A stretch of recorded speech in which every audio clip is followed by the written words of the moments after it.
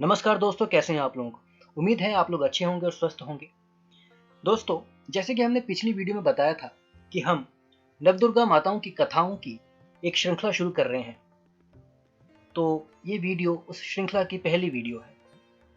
इस वीडियो को शुरू करने से पहले हमारी आपसे एक रिक्वेस्ट है। अगर आपने अभी तक इस चैनल को सब्सक्राइब नहीं किया है तो प्लीज़ चैनल को सब्सक्राइब करिए, बेल आइकन दबाइए। वीडियो अगर पसंद आए तो लाइक करिए, शेयर करिए और कमेंट ज़रूर करिएगा, ताकि कमेंट के माध्यम से हमें पता लगता रहे कि हम कहाँ जा रहे हैं। तो दोस्तों, हम अपनी वीडियो शुरू करते हैं। जय माता दी।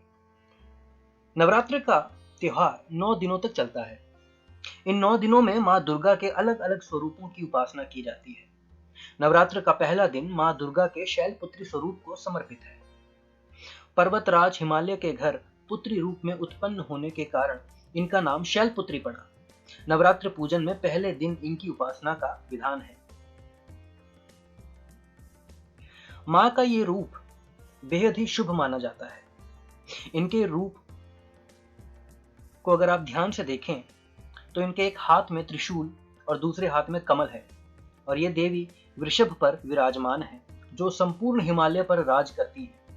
नवरात्रि के पहले दिन माँ शैलपुत्री की पूजा करने के लिए इनके तस्वीर रखें और उसके नीचे लकड़ी की चौकी पर लाल वस्त्र बिछाएं।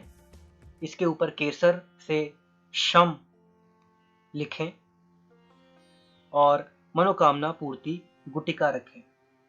इसके बाद हाथ में लाल फूल लेकर शैलपुत्री देवी का ध्यान करें और अपनी मनोकामना उनको बताएं। मां शैलपुत्री के चरणों में गाय का घी अर्पित करने से भक्तों को आरोग्य का आशीर्वाद मिलता है, जिससे व्यक्ति का मन एवं शरीर दोनों ही निरोगी रहते हैं। दोस्तों, अब हम मां शैलपुत्री की कथा शुरू करते हैं। एक बार प्रजापति दक्ष ने एक बहुत बड़ा यज्ञ किया। इसमें उन्होंने सारे देवताओं को अपना अपना यज्ञ भाग प्राप्त करने के लिए निमंत्रित किया, लेकिन शंकर जी को उन्होंने इस यज्ञ में निमंत्रित नहीं किया। सती ने जब सुना कि उनके पिता एक अत्यंत विशाल यज्ञ का अनुष्ठान कर रहे हैं, तब वहां जाने के लिए उनका मन विकल हो उठा। अपनी यह इच्छा उन्होंने शंकर जी को बताई। सारी बातों पर विचार करने के बाद उन्होंने कहा, प्रजापति दक्ष किसी कारण से हमसे नाराज है। अपने यज्ञ में उन्होंने सारे देवताओं को निमंत्रित किया है, उनके यज्ञ भाग भी उन्हें समर्पित किए हैं, लेकिन हमें जानबूझकर नहीं बुलाया है, कोई सूचना तक नहीं भेजी है। ऐसी स्थिति में तुम्हारा वहां जाना सही नहीं होगा। शंकर जी के यह कहने से भी सती नहीं मानी। उनका प्रबल आग्रह देखकर भगवान शंकर जी ने उन्हें वहां जाने की अनुमति दे दी। सती ने पिता के घर पहुंचकर देखा कि कोई भी उनसे आदर और प्रेम के साथ बातचीत नहीं कर रहा है। केवल उनकी माता ने स्नेह से उन्हें गले लगाया। बहनों की बातों में व्यंग्य और उपहास के भाव भरे हुए थे। परिजनों के इस व्यवहार से उनके मन को बहुत दुख पहुंचा।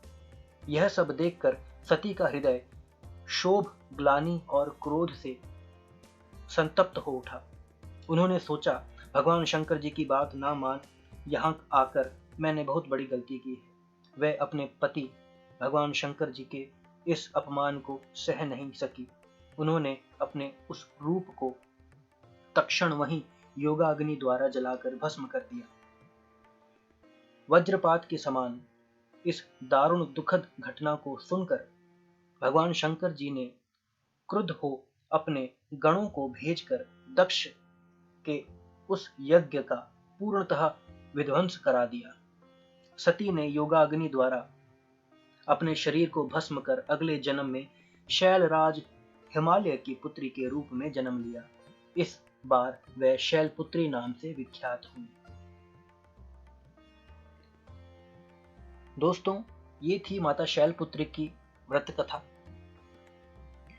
अब जान लीजिए उनके मंत्र।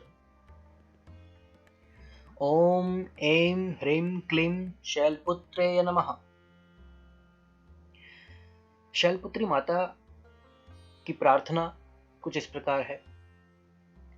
वंदे वांछित लाभाय चंद्राधृकत शेखराम वृषारूढ़ाम शूलधराम शैलपुत्रीम यशस्विनीम।